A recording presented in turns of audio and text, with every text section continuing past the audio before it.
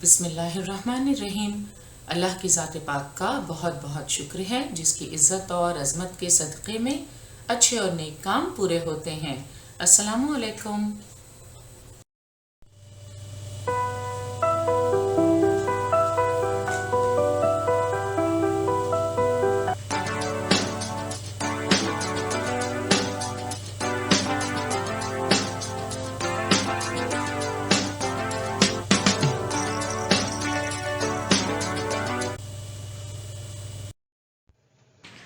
बृहन्मुंबई महानगर पालिका शिक्षण विभाग के तहत जारी वर्चुअल ट्रेनिंग सेंटर की जानिब से पेश होने वाले ई लर्निंग सेशन में आपका इस्तकबाल है। मैं हूं आपके मौलमा मैमुना शेख। तो आइए आपके तालीमी सिलसिले को आगे बढ़ाते हैं और शुरू करते हैं आज का हमारा सेशन।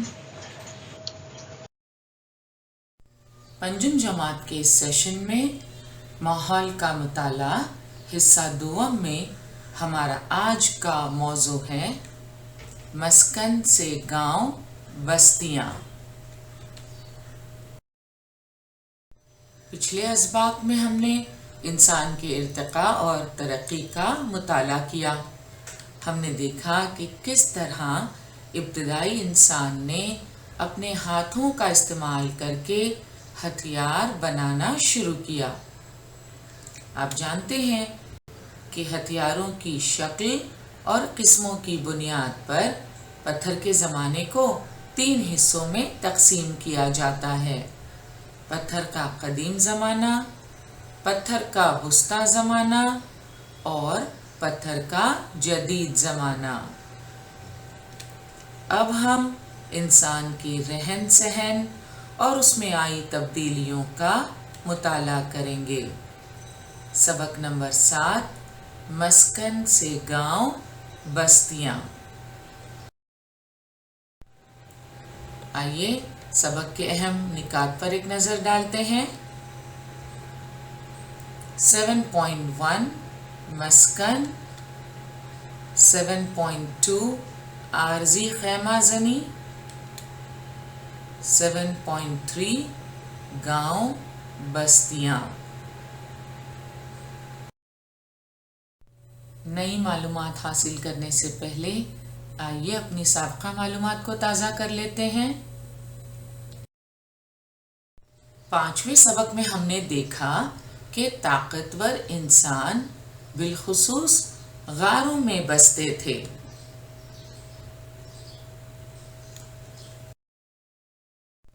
उस दौर में इंसान को पता नहीं था कि मकान कैसे तामीर किया जाता है, मकान की तामीर में कौन से वसाइल इस्तेमाल होते हैं।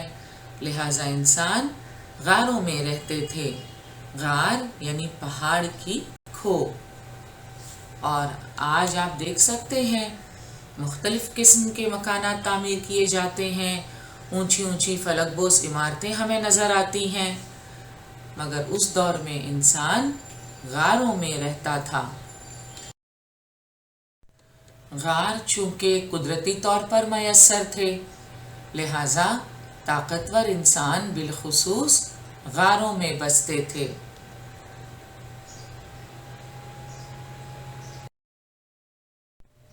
उस जमाने में जमीन का बड़ा हिस्सा बर्फीला था, इसलिए आबो हवा इंतहाई सर्द थी। अब आप अंदाजा कर सकते हैं इस बर्फीली जमीन पर आबो हवा कितनी सर्द होगी। उस जमाने में यूरोप की आबो हवा मुंजमद कर देने की हद तक सर्द थी। तो सर्दी से अपने आप को महफूज रखने के लिए इंसान क्या किया करता था? सर्दी से महफूज रहने के लिए अलाव का इस्तेमाल और खाल के कपड़े पहनता था। अलाव का इस्तेमाल करने और खाल के कपड़े पहनने की वजह से वो अपने आप को सर्दी से महफूज रखते थे। लेकिन इतना ही काफ़ी नहीं था, इसलिए وہ غاروں کے اندرونی حصے میں جانوروں کی کھالوں سے گرم خیمے بناتے تھے۔ تصویر میں آپ دیکھ سکتے ہیں، یہ ایک ماڈل ہے کہ اس طرح کے خیمے انسان نے بنائے ہوں گے جن میں جانوروں کی کھالوں کا، ہڈیوں وغیرہ کا استعمال کیا جاتا تھا۔ ضرورت کے مطابق انہوں نے کھلی جگہ میں بھی جھونپڑیاں بنائیں۔ عارضی خیمہ زنی۔ عارضی کا مطلب ہوتا ہے وہ شے جو مستقل نہ ہو، جو پرماننٹ نہ ہو۔ انگریزی میں ہم کہتے ہیں نا ٹیمپرری۔ عارضی خیمہ زنی، خیمہ زنی خیمے لگانا، عارضی طور پر خیمے لگانا۔ پتھر کے وسطی زمانے کے عقلمند انسانوں کے گروہ نے دنیا بھر میں بستیاں بسائی تھیں۔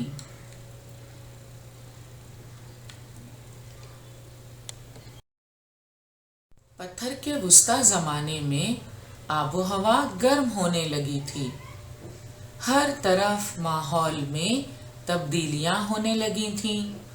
اس کی وجہ سے پتھر کے وسطی زمانے کے عقلمند انسان کے غذائی طور طریقوں میں بھی تبدیلی ہونے لگی تھی۔ ابتدائی انسان غذا کے لیے جانوروں کا شکار کیا کرتا تھا۔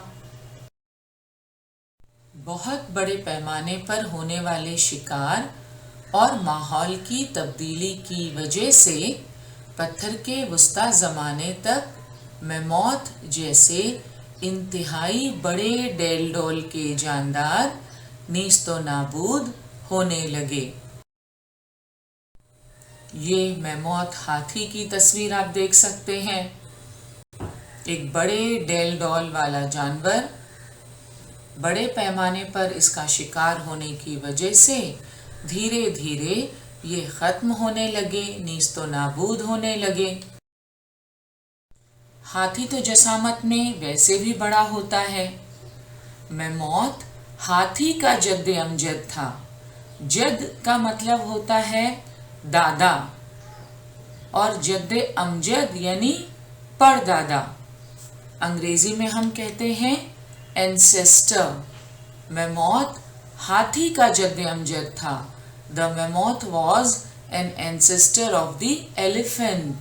لیکن ہاتھی کے مقابلے میں جسامت کے لحاظ سے کافی بڑا تھا۔ ابھی انسان کھیتی باڑی سے واقف نہیں ہوا تھا، اس نے کاشتکاری کرنا شروع نہیں کیا تھا، لہٰذا غذا کی تلاش میں وہ ایک جگہ سے دوسری جگہ بھٹکتا رہتا تھا، جانوروں کا شکار کیا کرتا تھا، پھل جمع کیا کرتا تھا، جڑیں اور قند کا استعمال بھی غذا کے طور پر کرتا تھا۔ بڑے پیمانے پر ہونے والے شکار اور ماحول کی تبدیلی کی وجہ سے پتھر کے وسطی زمانے تک میموتھ جیسے انتہائی بڑے ڈیل ڈول کے جاندار نیست و نابود یعنی ختم ہونے لگے۔ ہومو سیپینز یعنی عقلمند انسان شکار کے ساتھ ساتھ بڑے پیمانے پر ماہی گیری کرنے لگا تھا۔ ماہی گیری یعنی مچھلیاں پکڑنا۔ ماہی کا مطلب ہوتا ہے مچھلی، تو ماہی گیری کرنا، مچھلیاں پکڑنا۔ موجودہ دور میں ماہی گیری بڑے پیمانے پر کی جاتی ہے، سائنس اور ٹیکنالوجی کا استعمال کیا جاتا ہے۔ تصویر میں آپ دیکھ رہے ہیں بڑی بڑی کشتیاں سمندر میں بھیجی جاتی ہیں اور بڑے پیمانے پر ماہی گیری کی جاتی ہے۔ مگر اس دور میں تو یہ سب نہیں تھا، تو انسان کس طرح ماہی گیری کیا کرتا تھا؟ آپ کو یاد ہے پچھلے سبق میں ہم پڑھ چکے ہیں इस तरह हड्डी से बनाया हुआ मछली पकड़ने का कांटा इस्तेमाल होता था। इसके अलावा मुख्तलिफ किस्म के औजार इस्तेमाल होते थे जिनकी मदद से इंसान माहीगीरी किया करता था। तो अक्लमंद इंसान शिकार के साथ साथ बड़े पैमाने पर माहीगीरी करने लगा था।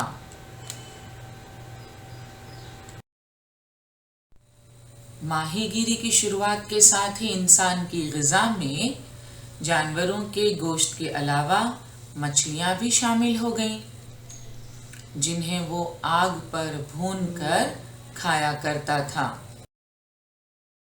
पत्थर के वुस्ता ज़माने तक मैमौथ जैसे इंतहाई बड़े डेल डॉल के जानदार नीस्तो नाबूद होने लगे थे।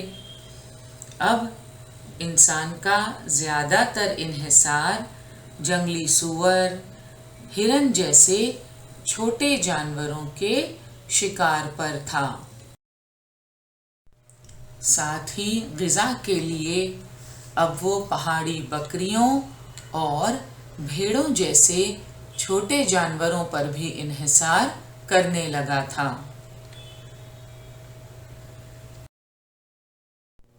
पत्थर के वुस्ता ज़माने में आबोहवा और माहौल में तब्दीली की वजह से इंसान की तर्ज ज़िंदगी भी बदलने लगी थी। ताकतवर इंसान के ज़माने में यूरोप की आबोहवा मुंजमद कर देने की हद तक सर्द थी, लिहाजा इंसान अलाव का इस्तेमाल करता था, खाल के कपड़े पहना करता था। पत्थर के वुस्ता ज़माने में आबोहवा गर्म होने लगी थी, हर तरफ माहौल में तब्दीलियां होने लगी थीं। इसलिए पत्थर के वुस्ता ज़माने में आबोहवा और माहौल में तब्दीली की वजह से इंसान की तर्ज ज़िंदगी भी बदलने लगी थी। पिछले सेशन में मुख्तलिफ मिसालों की मदद से हमने समझने की कोशिश की कि आबोहवा और माहौल में तब्दीली की वजह से इंसान की तर्ज ज़िंदगी भी बदलने लगती है। पत्थर के वुस्ता ज़माने में आबोहवा और माहौल की तब्दीली की वजह से इंसान की तर्ज ज़िंदगी में होने वाले बदलाव को समझने की कोशिश करते हैं। बदले हुए ग़िज़ाई तरीक़े की वजह से अक्लमंद इंसान के ग्रोह भटकते हुए दूर दराज के मुल्कों तक जा सकते थे। बदलती हुई आबोहवा के मुताबिक वो अलग अलग मकामात पर आर्जी तौर पर बस्ती बनाकर रहते थे। तरह तरह की आबोहवा के लिहाज से वो फसल की कटाई, फलों और जड़ी बूटियों की ज़ख़ीरा अंदोज़ी के काम भी करते थे। शिकार से हासिल होने वाले गोश्त को ज़्यादा अरसे तक महफूज रखना मुमकिन नहीं था, मगर अनाज, फल और जड़ी बूटियों की ज़ख़ीरा अंदोज़ी मुमकिन है। अनाज को हम कई दिनों तक रख सकते हैं, फलों को भी खुश्क करके काफ़ी लंबे अरसे तक महफूज रखा जा सकता है और उन्हें इस्तेमाल किया जा सकता है। मौजूदा दौर में आप देखते हैं बाज़ार में मुख्तलिफ़ किस्म के फल खुश्क करके फ़रोख्त किए जाते हैं और उनका मौसम ना हो तब भी हमें ये खुश्क मेवे आसानी से दस्तयाब होते हैं। उस वक्त ताकतवर इंसान भी तरह तरह की आबोहवा के लिहाज से फसल की कटाई, फलों और जड़ी बूटियों की ज़ख़ीरा अंदोज़ी के काम करते थे।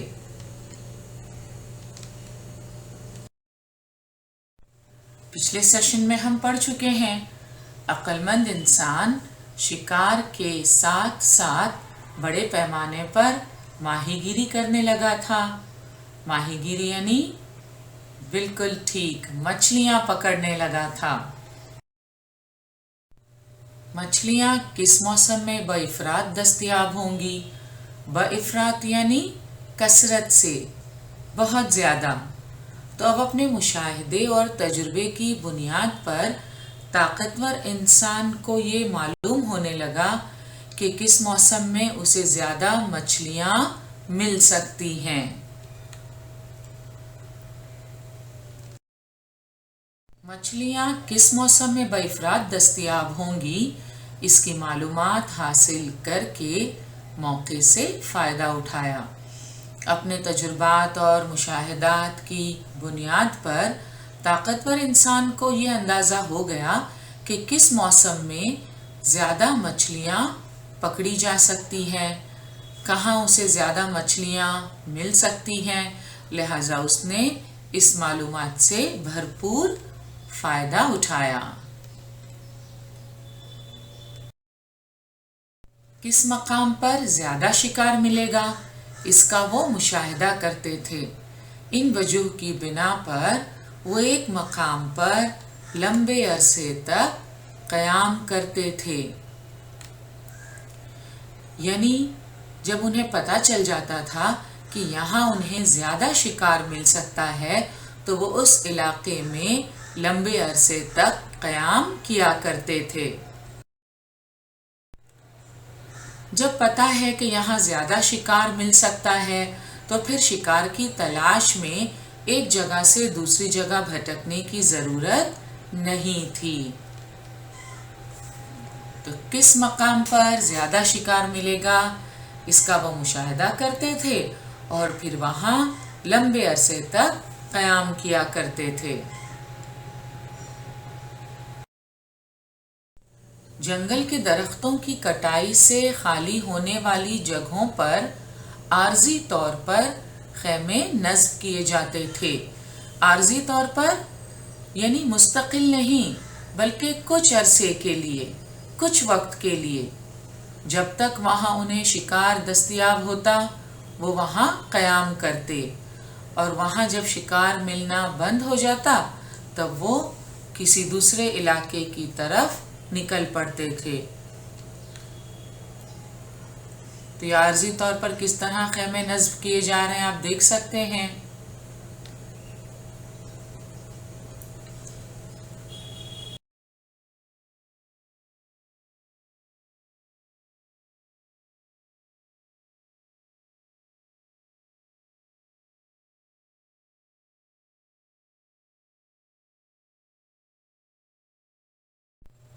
सर्कस के लिए जिस तरह आर्जी तौर पर ख़ैमे नस्ब किए जाते हैं, कुछ कबीले ऐसे होते हैं जो एक जगह मुस्तकिल तौर पर क़याम नहीं करते और जहाँ वो रुकते हैं, ठहरते हैं, कुछ अरसे के लिए क़याम करते हैं, वहाँ वो इस तरह आर्जी तौर पर ख़ैमे नस्ब कर लेते हैं।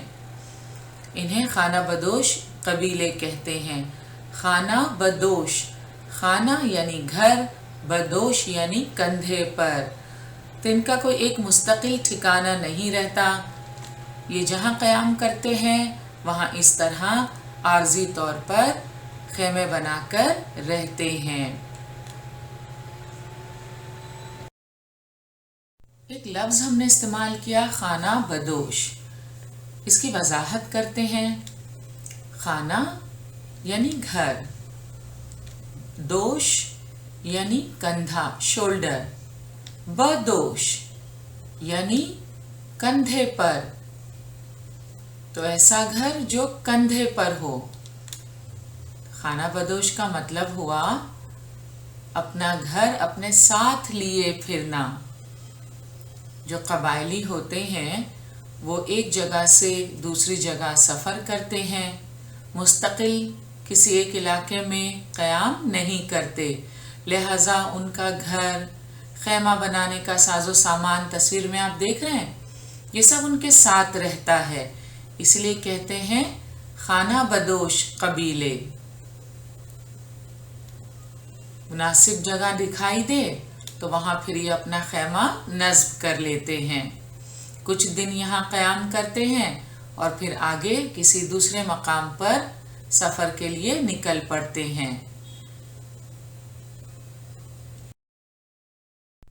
مذہبی اعتبار سے اہمیت رکھنے والے شہروں میں کسی خاص مذہبی موقع پر اس طرح عارضی خیمے نصب کیے جاتے ہیں۔ یہ کمبھ کے میلے کی تصویر آپ دیکھ سکتے ہیں۔ سعودی عرب میں منا کا مقام حاجیوں کے لیے بڑی اہمیت رکھتا ہے۔ حج کے 5 دنوں میں حاجی یہاں قیام کرتے ہیں، لہٰذا یہاں عارضی خیمے بنائے جاتے ہیں۔ آپ دیکھ سکتے ہیں ان میں حاجی اپنے ساز و سامان کے ساتھ ٹھہرے ہوئے ہیں۔ حج کے ارکان میں ایک اہم رکن ہے منا میں قیام کرنا، تو اس طرح عارضی خیمے تعمیر کیے جاتے ہیں۔ بہت سارے افراد پکنک پر جاتے ہیں تو عارضی طور پر بنے ہوئے ان خیموں میں رہتے ہیں۔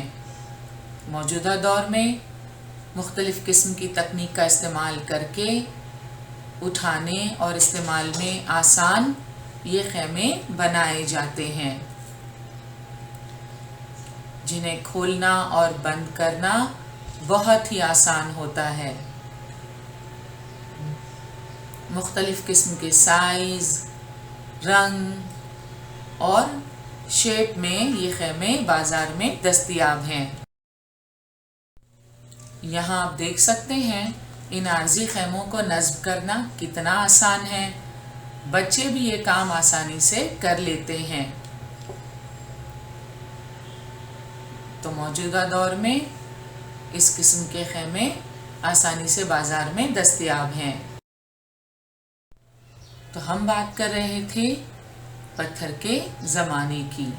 اس دور میں جنگل کے درختوں کی کٹائی سے خالی ہونے والی جگہوں پر عارضی طور پر خیمے نصب کیے جاتے تھے۔ خیمے بنانے کے لیے جانوروں کی کھال کا استعمال کیا جاتا تھا۔ درختوں کی لکڑیوں کا بھی استعمال کیا جانے لگا تھا۔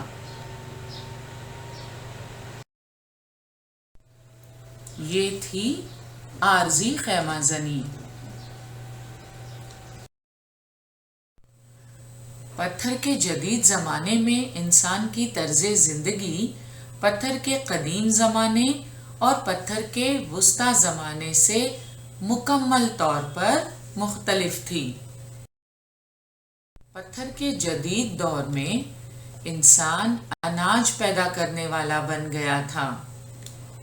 اس نے کھیتی باڑی کرنے کا ہنر سیکھ لیا تھا۔ کھیتی باڑی کی ابتدا پتھر کے جدید زمانے کی تہذیب کی خصوصیت ہے۔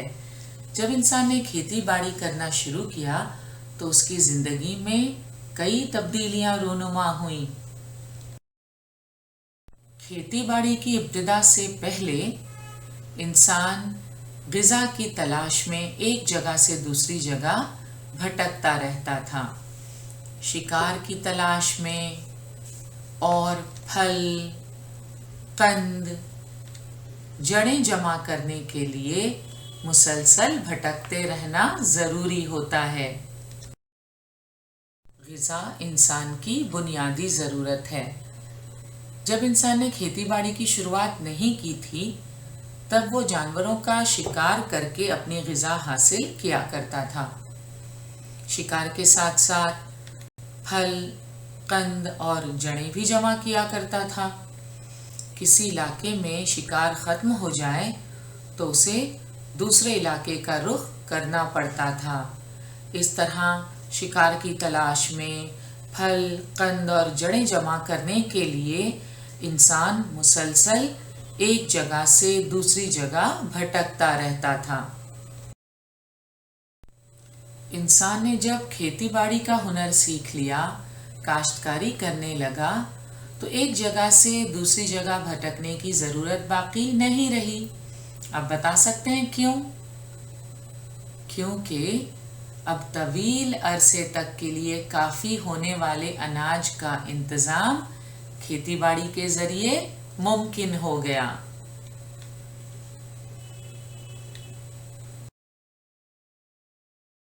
اس لیے اس دور میں مستقل طور پر شکار کرنے کی ضرورت باقی نہیں رہی، اس وجہ سے مسلسل بھٹکنے کی ضرورت نہیں رہی۔ اناج کا انتظام کھیتی باڑی کے ذریعے ممکن ہو گیا، اس لیے شکار کی تلاش میں اب ایک جگہ سے دوسری جگہ بھٹکنا ضروری نہیں تھا۔ کھیتی باڑی کے کاموں کی وجہ سے انہیں ایک ہی مقام پر رہنا ضروری ہو گیا۔ کھیتی باڑی کرتے ہوئے کسان مختلف کام انجام دیتا ہے، بیج بونے سے لے کر فصلوں کی کٹائی تک مختلف کام انجام دینے پڑتے ہیں، اور بیج بونے کے بعد کسان بڑی شدت سے فصل کے تیار ہونے کا انتظار کرتا ہے۔ لہٰذا اس دور میں بھی جب کھیتی باڑی کی شروعات ہوئی تو انہیں ایک جگہ یا ایک ہی مقام پر رہنا ضروری ہو گیا۔ اس سے مستقل نوعیت کے گاؤں بستیاں قائم کر کے انسانوں کی کئی نسلیں ایک ہی مقام پر مستقل طور پر رہنے لگیں، اور یہ ممکن ہوا کھیتی باڑی کی وجہ سے۔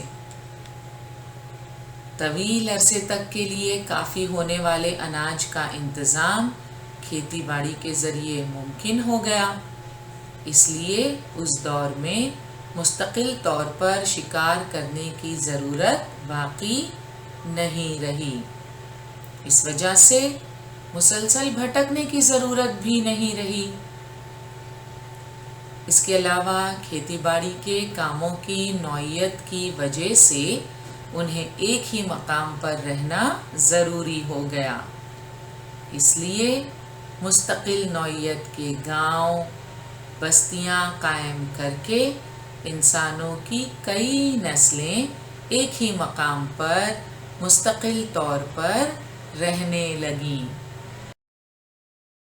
مسکن سے گاؤں بستیاں، اس سبق میں ہم نے دیکھا پتھر کے جدید زمانے میں انسان کی طرز زندگی پتھر کے قدیم زمانے اور پتھر کے وسطی زمانے کی طرز زندگی سے مکمل طور پر مختلف تھی۔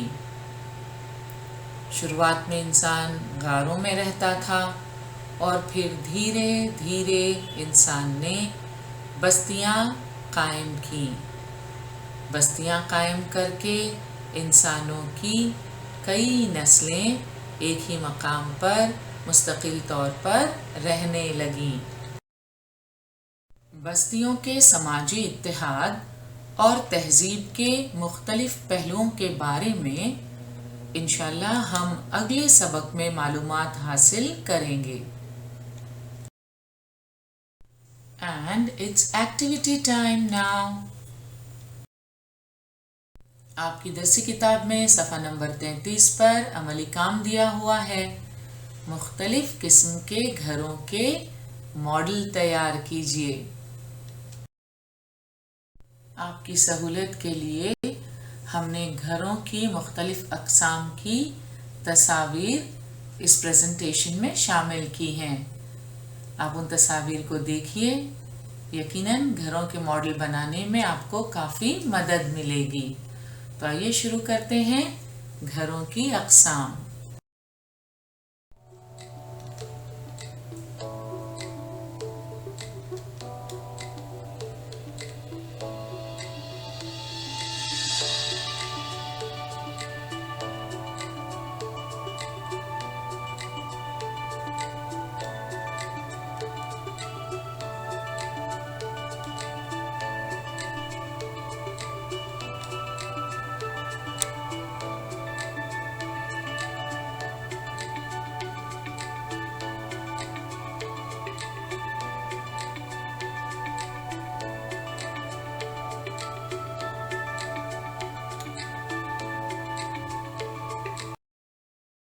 اور اب بچوں کے بنائے ہوئے گھروں کے کچھ ماڈل آپ دیکھ سکتے ہیں۔